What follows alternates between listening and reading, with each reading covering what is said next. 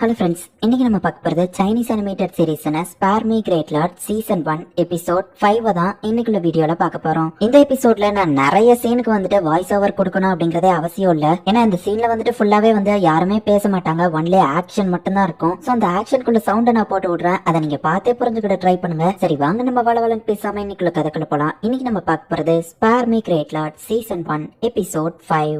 இப்ப நம்ம ஹீரோமா அவனோட தங்கச்சியோ பிரிட்ஜ்ல நடக்கிற அந்த ஃபைட்டை பாக்குறதுக்காக அந்த இடத்துக்கு போறாங்க. பவர் அவேக்கனிங் ஆன 3 கிரிமினல்ஸ் வந்து பேங்க் கொள்ளையடிச்சு அவங்க கூட தான் இப்ப ஃபைட் பண்ணிட்டு இருக்காங்க. அது ஷீஃபே தானே, அவரா அவங்க கூட ஃபைட் பண்ணிட்டு இருக்காரு அப்படின்னு சொல்லி நம்ம ஹீரோ பாத்துட்டு இருக்கான். இந்த ஃபைட் பண்ற அந்த கிரிமினலோட பாஸ் வந்து லெவல் B அப்படிங்கிறது ஹீரோக்கு தெரியுது.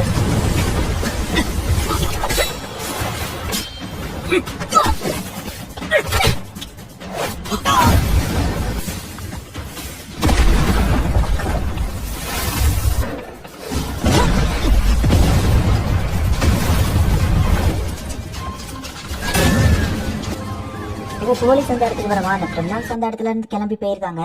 இங்க இதான் டேஞ்சரஸ், நீயும் வீட்டுக்கு கிளம்பு அப்படின்னு சொல்லி நம்ம ஹீரோவை தங்கச்சிட்ட சொல்லுவோம். நீயும் ஒழுங்கா சீக்கிரமா வீட்டுக்கு வா, இன்னும் வீட்டுல நிறைய பாத்திரம்லாம் கழுவ வேண்டியது இருக்கு அப்படின்னு சொல்லிட்டு அவ அங்க இருந்து கிளம்புறா. நம்ம ஹீரோவை ப்ரொடெக்ஷன் லேயரை போட்டுட்டு இப்ப அவங்களை ஃபாலோ பண்ணி போக ஆரம்பிக்கிறான். அந்த கிரிமினல்ஸ்ல இருந்து ஒரு பில்டிங் குள்ள இருக்காங்க. போலீஸ் அண்ட் அந்த ஸ்பெஷல் ஃபோர்ஸ் 2 பேருமே வந்துட்டு அந்த பில்டிங்கை சுத்தி வளைக்கிறாங்க. பில்டிங்கை கட் பண்ணிட்டு போலீஸ் உள்ள போறாங்க. நம்ம பேசாம சரண்டர் ஆயிடலாமா அப்படின்னு சொல்லி அந்த கிரிமினல் கேக்குறான். பிரிட்ஜ்ல வச்சு நம்ம பிளாக் கோட் போட்டு 2 பேரை கொண்டிருக்கோம், அவ்வளவு ஈஸியில நம்மள விட்டுற மாட்டாங்க. நான் போலீஸ் அடிச்சு போட்டு அவங்க 2 பேரையும் இங்க இருந்து வெளியே கூட்டிட்டு போறேன். மேங் மவுண்டனுக்கு போயிருங்க, அங்க நீங்க சேஃபா இருப்பீங்க அப்படின்னு சொல்லி அந்த பாஸ் சொல்றான். சரி நம்ம கூட இருக்கிறவங்களும் ஓகே சொல்றாங்க. பின்வாசல் வழியா நம்ம தப்பிச்சு போயிடலாம் அப்படின்னு சொல்லி அவன் கூட்டிட்டு போய் பார்த்தா அந்த இடத்துல போலீஸ் இருக்காங்க. நம்ம ஹீரோவே இது எல்லாத்தையும் பார்த்துட்டே தான் இருக்கான்.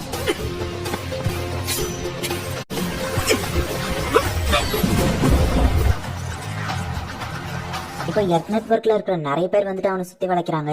அப்ப எல்லாரும் திடீர்னு மேல பாக்குறாங்க. அவனுமே மேல பார்த்தா நம்ம ஹீரோ உட்கார்ந்துருக்கான். நான் ஜஸ்ட் வாக்கிங்காக தான் வந்தேன்னு சொன்னா நம்புவீங்களா அப்படின்னு நம்ம ஹீரோ கேட்கவும், அது என்னதுன்னு தெரியல, அதை பிடிங்க அப்படின்னு சொல்லிட்டு சீஃபே சொல்றான். நம்ம ஹீரோ அந்த கிரிமினல் கூட சேர்ந்தவன் நினைச்சுக்கிட்டே நம்ம ஹீரோவையும் அட்டாக் பண்ண போறாங்க.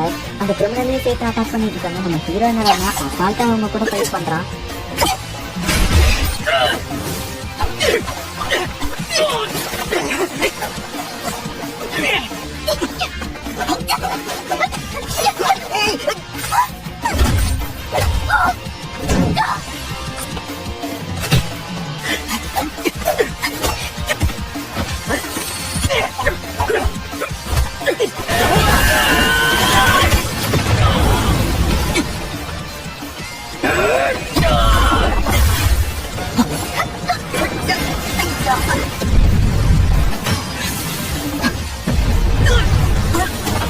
ஒரு கிளாஸ் நடந்ததுக்கு அப்புறமா அங்க இருக்கிற ஸ்பெஷல் ஆபீசர்ஸ் எல்லாருமே மயங்கி போயிருந்தாங்க.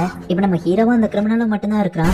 எல்லாரும் ஃபைட் பண்ணிட்டு இருந்த ஆபீசர்ஸ் பட் இப்ப இருக்கிறது கிரிமினல் தான். சோ அதனால நம்ம ஹீரோவோட பவரை வந்து அன்லீஸ் பண்றான். அவன் நம்ம ஹீரோ பஞ்ச் ஹீரோ ஒரு பஞ்ச் தான் பண்றான். நம்ம ஹீரோவோட ஸ்வாட் அப்படியே போய் அவன் மொத்தமா கொண்டிருக்கு. நம்ம ஹீரோவோட ஸ்வாட் திரும்பவும் நம்ம ஹீரோவோட பாடிக்குள்ளேயே போயிருக்கு. இருக்கிற ஒரு கிரிமினலையே நம்ம ஹீரோ வந்து அசால்ட்டா அதுவும் 1 பஞ்ச்ல கொண்டுட்டான். எல்லாரும் பாக்குறதுக்கு முன்னாடியே நம்ம ஹீரோ அங்க இருந்து கிளம்பிடுதான். ஸ்ட்ரைட்டா வீட்டுக்கு வரா. சுத்தி முத்தி பாத்துட்டு யாரும் இல்ல நானே. இப்ப நம்ம ஹீரோ வீட்டுக்குள்ள போறான்.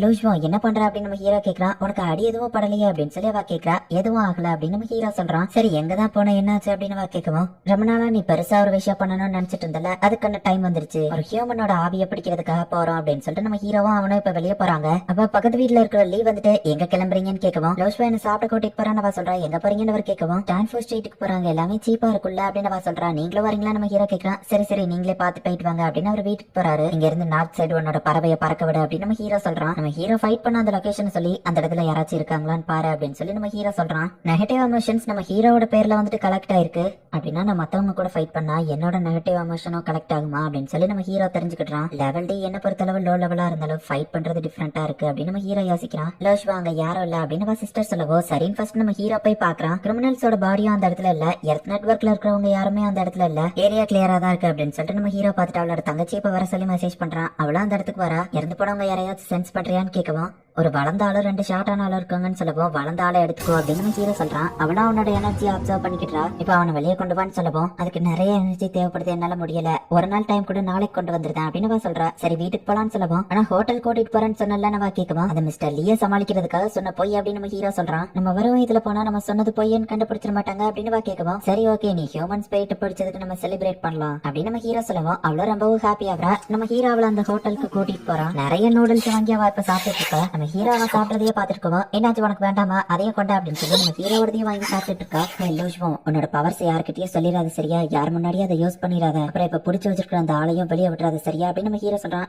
தெரியும் தெரியும் அப்படின்னு சொல்லிட்டு அவ பாட்டு சாப்பிட்டுட்டு இருக்கா. நீ மட்டும் ஆர்ஃபனேஜ்ல இருந்திருந்தா உனக்கு எல்லா நேரமும் நல்ல சாப்பாடு கிடைச்சிருக்கும்ல அப்படின்னு நம்ம ஹீரோ சொல்லவும், நீ என்ன திரும்பவும் ஆர்ஃபனேஜ்க்கு அனுப்ப போறியா அப்படின்னு கேட்கவும், இல்ல அப்படி இல்ல நம்ம ஹீரோ சொல்றான். எனக்கு சாப்பாடு, ட்ரெஸ், தங்குறதுக்கு இடம் எதுவும் இருக்கணும்லாம் அவசியம் இல்ல, எனக்குன்னு இருக்கிற ஃபேமிலி நீ மட்டும்தான், நீ என் கூட இருந்தா போதும் அப்படின்னு சொல்லி அவ ஆள ஆரம்பிக்கிறா. இப்ப அப்படியே ஒரு சாங்க போட்டு விடுறாங்க. நம்ம ஹீரோ பிளாஷ்பேக் எல்லாம் யோசிச்சு பாக்குறான். நம்ம ஹீரோ அந்த ஆர்ஃபனேஜ்ல இல்லாம அவன் பாட்டு இஷ்டத்துக்கு வெளியே போயிட்டு வந்துட்டு இருப்பான். அவனோட தேவைக்கு அவனே காசு சம்பாதிச்சிட்டு இருக்கான். ரோஷ்வாவும் நம்ம ஹீரோவை பாக்குறதுக்காக ஆர்ஃபனேஜ்ல இருந்து தப்பிச்சு வந்துருதா. திரும்ப நம்ம ஹீரோ கொண்டு போய் விடலான்னு பார்த்தா போக மாட்டேன் அப்படின்னு சொல்லி அடம் பிடிக்கிறா. சரிவா என் கூட ஏறு அப்படின்னு சொல்லி நம்ம ஹீரோவை கூப்பிடுறான். இவங்க 2 பேரும் தங்குறதுக்காக வாடகைக்கு ஒரு வீடு எடுக்கிறாங்க. ரோஷ்வாவை நல்லபடியா பாத்துக்கிடணுங்கிறதுக்காகவே நம்ம ஹீரோ கஷ்டப்பட்டு ஹார்ட் ஒர்க் பண்ணி உழைக்கிறான். ஏதோ அவனால முடிஞ்ச சீப்பான சாப்பாடு எல்லாத்தையும் அவளுக்கு கொடுக்குறான். ரோஷ்வாவும் நம்ம ஹீரோ மேல ரொம்பவும் பாசமா இருக்கா. நம்ம ஹீரோக்கு உடம்பு சரியில்லைன்னா கூட ரொம்பவுமே கேரிங்கா பாத்துக்கிடுறா. நம்ம ஹீரோக்கு பதில் அவ போயிட்டு அந்த முட்டை எல்லாத்தையும் வைக்கலாம் அப்படின்னு சொல்லி எடுத்துட்டு போறா. அவ வித்துட்டு வந்து டயர்டாயே தூங்கிட்டு இருக்கிறத நம்ம ஹீரோ பாக்குறான். 2 பேருமே ஒருத்தர் மேல ஒருத்தர் பாசமா தான் இருக்காங்க. இப்ப அவ அழுதுட்டு இருக்கவும்,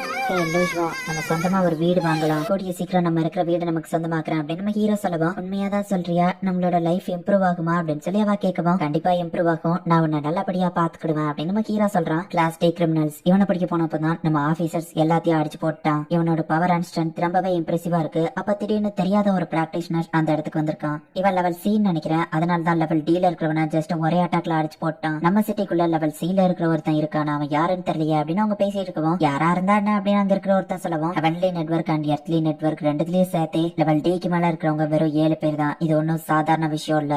அது போக அவன் மக்களுக்குள்ளதான் இருக்கிறான், அது யாருக்குமே இப்ப வரைக்கும் தெரியல. ஹெவன்லி நெட்வொர்க்ல இந்த விஷயத்தை இப்படியே விட முடியாது அப்படின்னு மீட்டிங் சொல்றான். ஜஸ்ட் ஒருத்தனை பத்தில கவலைப்பட்டு இருக்காதீங்க, நான் அசால்ட்டா அதெல்லாம் பாத்துக்கிடுவேன் அப்படின்னு சொல்லி அந்த ஒருத்தன் சொல்லவும், உனக்கு இங்க இருக்க இஷ்டம் இல்லைன்னா போயிரு, பட் முட்டாள்தனமா எதுவும் பண்ணாத அப்படின்னு மீட்டிங் அங்க சொல்லிட்டு போறான். மிஸ்டர் லீ என்ன விடவோ திறமசாலியா அப்படின்னு அவன் கேட்கவும், அவர் கிட்ட கூட நெருங்க முடியாது அப்படின்னு சீஜின் சொல்றான். சரி, அந்த லெவல் சி பிராக்டிஷனர் பத்தி என்ன நினைக்கிறான்னு கேட்கவும், அவன் பேசினட்டும் நடந்துகிட்டதை வச்சு பார்க்கும்போது அவன் ஒரு டீனேஜரா தான் இருக்கும்னு நினைக்கிறான். சின்ன வயசுலயே அவன் லெவல் சி வரைக்கும் அடையிறது ஒரு பெரிய விஷயம் தான் அப்படின்னு சீஜின் சொல்றான். நம்ம ஹீரோ வழக்கம் போல அந்த ஸ்டிங்கி டோஃபோவை வித்துட்டு இருக்கான். ரெகுலரா வர கஸ்டமர்ஸ் தான் வந்து வாங்கிட்டு இருக்காங்க. தொட்டு கிடைக்குது, பட் ஆனா நெகட்டிவ் பாயிண்ட்ஸ் கிடைக்கவே மாட்டேங்குது. இப்போ ஒருத்தர் 3 கொடு அப்படின்னு கேட்கவும், ஒரு ஆளுக்கு 1 தான், உங்க ஃப்ரெண்ட்ஸ்க்கு தேவையான லைன்ல வந்து நிக்க சொல்லுங்க நம்ம ஹீரோ சொல்றான். பரவாயில்ல, ஹானஸ்டா பிசினஸ் பண்றானே அப்படின்னு சில பேர் நினைக்கிறாங்க, சில பேர் டென்ஷன் ஆகுறாங்க. இப்ப எல்லாத்தையுமே நம்ம ஹீரோ வச்சிருக்கான்.